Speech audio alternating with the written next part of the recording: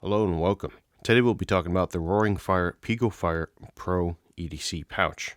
This pouch is 6.3 inches by 4.33 inches by 1 inch.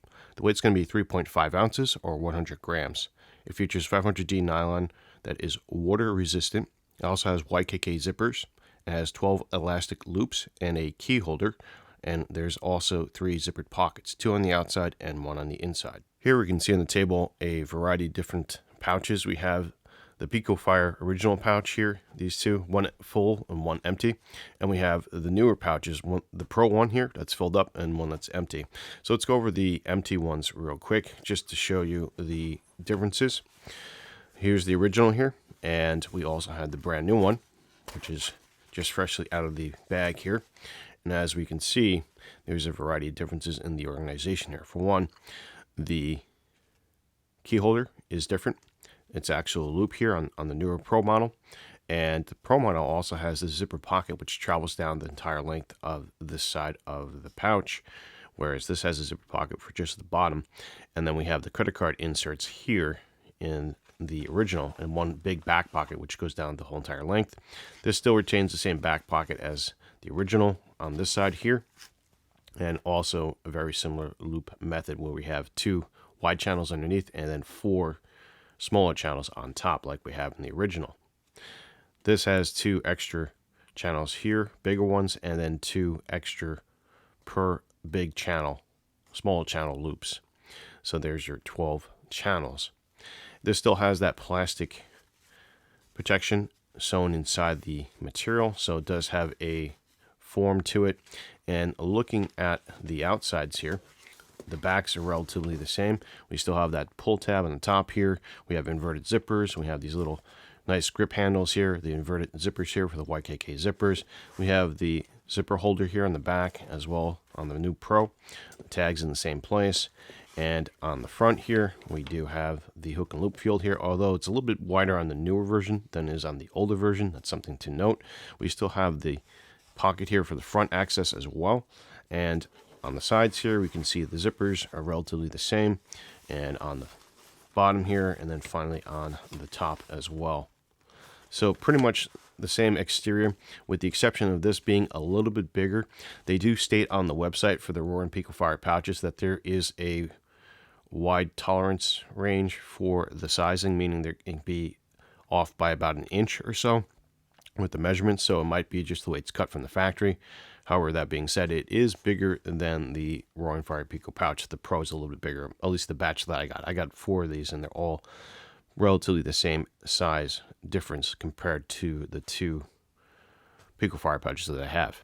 Now, I took my original contents from my non-wallet EDC item here, and I put it into the Pro just to show you an example how it looks when it's filled up. We'll go over that. We're not going to go into too much depth with the Pro and how I loaded it out, just more of what you can do with it, and we'll compare it to my EDC wallet.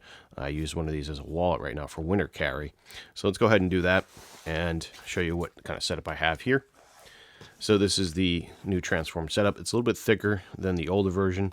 In fact, it's probably my wallet setup versus the EDC bag setup. It is a little bit thicker, but I've noticed over time that these tend to compress down. The rigidness of the plastic protectors inside kind of conforms to your items. The other thing to note with the Pro versus the original is that undoing the zippers is a little bit easier. There's not as much stress on these seams here with the stitching, so it does lead to a better and more fun enjoyment of unzippering and rezippering up the pouches. Not to say that it wasn't hard to do it with the original, it's just that less stress points because it's a little bit wider out on the sides. So we'll go ahead and open it up. Again, we have this tab holder here to hold back the zipper from coming open. A great idea that they implemented with their pouches here.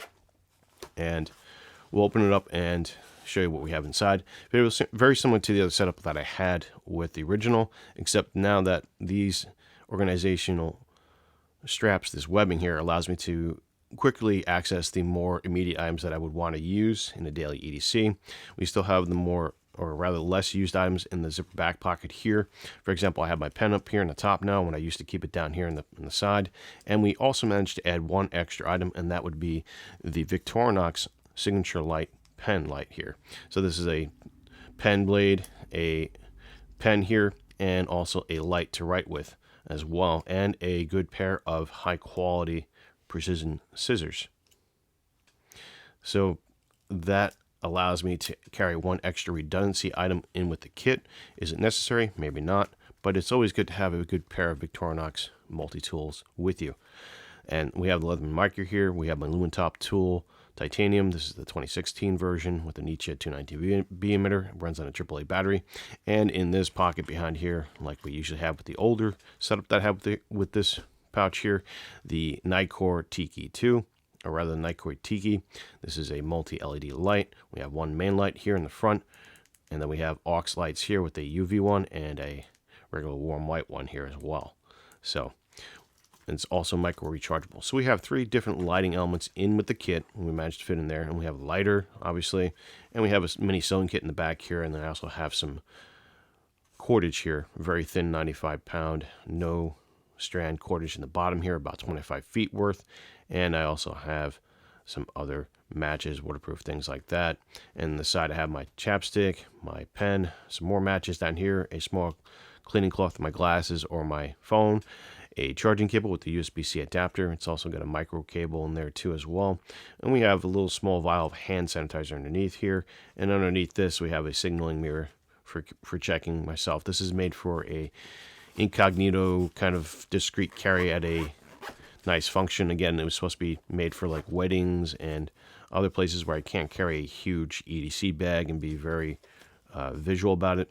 I do like the TDE version. This is the TDE version on the website. They changed it up from the first TDE version. This has a black stripe and black back. This actually has more tan around it, which I personally like as a carry. It looks nicer, in my opinion. It's more uniform, and my OCD doesn't get triggered as much with this. Although this is actually a nice design too, so it's not as bad.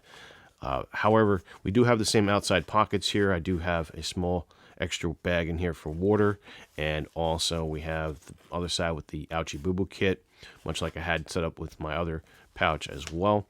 And the back pocket in here, we'll just open up real quick. I'm not going to go over everything inside of it, but it does run the whole entire gamut, and it's a nice smooth YKK zipper that's inverted, so it actually helps out with avoiding dirt and water from getting into the pocket there, which is fairly useful and nice.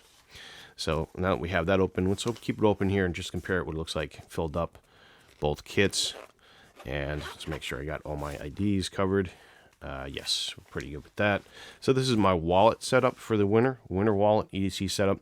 And this is my actual micro EDC setup for if I can't bring a wallet like this, or if I want to change it up, have a smaller slim wallet, which I do have for my EDC carry. I can dump this out, just take my bare essential minimal kit and take this with me, and then I'm all set. The idea behind the wallet idea was to have my wallet, which is a separate thing, combined into a bag like this. So I have everything pretty much in one. There's a couple of differences, as you can tell, but you can see the organizational methods here is very different than, or rather mostly different than this side. This side on the pouches, as you can see, the rows of webbing and the main pocket is pretty much the same with the exception of the key fob holder here. I like that they did away with this over here because it saves more space in with the Pro. It means you can utilize the space. Now, I talk about this a lot with my EDC pouches. When it comes to pouches like this, the way they organize the inside accounts for a lot of efficiency when it comes to carrying these kind of pouches. I'll give you an example. I don't have it here right now, but Max Edition is a great EDC pouch company, but their organization inside the pouches on the legacy products are not as efficient compared to, say, Van Quest or Roaring Fire Picofire pouches. And by that, I mean, if you look at how this is spaced out and how you pack it too, it's also part user skill error and user error, whatnot, and experience. This kind of takes up the empty space here when I close it, so it kind of closes a little bit more nicely and uniformly than, say, if I put this in the center, it'd be very bulked up in the center and it wouldn't fit right. So having these webbings in the configuration that they have vertically versus horizontally here makes a lot of sense, and also makes a lot of sense in the wallet style because you're carrying credit cards, so you need different pockets. So it's very well thought out, basically, is what I'm getting at in terms of customizing what you can carry inside the pouch and being able to actually close up your pouch and not struggle with it. Now, I tend to overpack my pouches, but for a guy who overpacks his pouches, these make incredibly efficient use out of the space inside. And that is the whole point of these newer systems and these pouches that Roaring Fire Picofire makes, in my opinion. So that's important to note. Like down here I have my thicker tube, which doesn't compress down too much as opposed to the top, and I have an open space down here. So when I close this, it fits just about right here. I mean, it's not perfect, and again, the zipper action on this is very smooth, so it's got a nice tactile feeling to it and also a nice audible sound. It doesn't get snagged and caught. That's one thing I noticed compared to the older Picofire. It might get caught like every so often, not as much as when it breaks in, so it's not really a huge concern, as the way they stitch this, the outer part and the plastic housing, both pouches allows for that seamless zipper pull out and on. So it's a quick access basically, which is why I like the Roaring Fire Picofire pouches, and I consider them one of the best small minimalistic EDC pouches, if you can call this minimalistic. That's debatable, but I digress. It's a very useful pouch, and it offers a large degree of customization, which I highly recommend anybody who's looking for a smaller enclosed pouch for an EDC carry that's minimal and that is very small in terms of size comparison.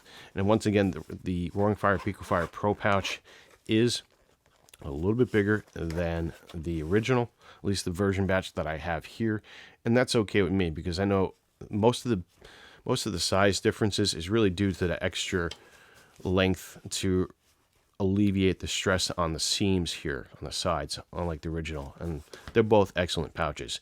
You can get this on their website for about $18.69 or so, or $18.96. I can't remember the exact number, but it's on sale until December 14th. It's the 9th right now in 2020, so definitely check out the website. I would say grab one. It's about $7 in shipping or so, or a little bit less than that, I think.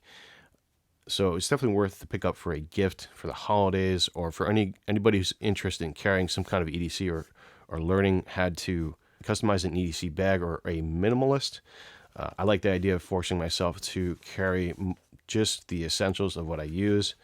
These are not, survival kits. You can make them into survival kits, but mine aren't configured that way. They're just more of a kind of around town and a little bit in the woods. Just some practical items that I like to carry in a small format. That's the main draw of these. Definitely check it out. I personally like the TDE color. There's also a black version, complete black version if I'm not mistaken, on the website. Again, it's for about $18.96 on the website on sale. And that's all I have to say. Thank you for watching, guys, and enjoy your day.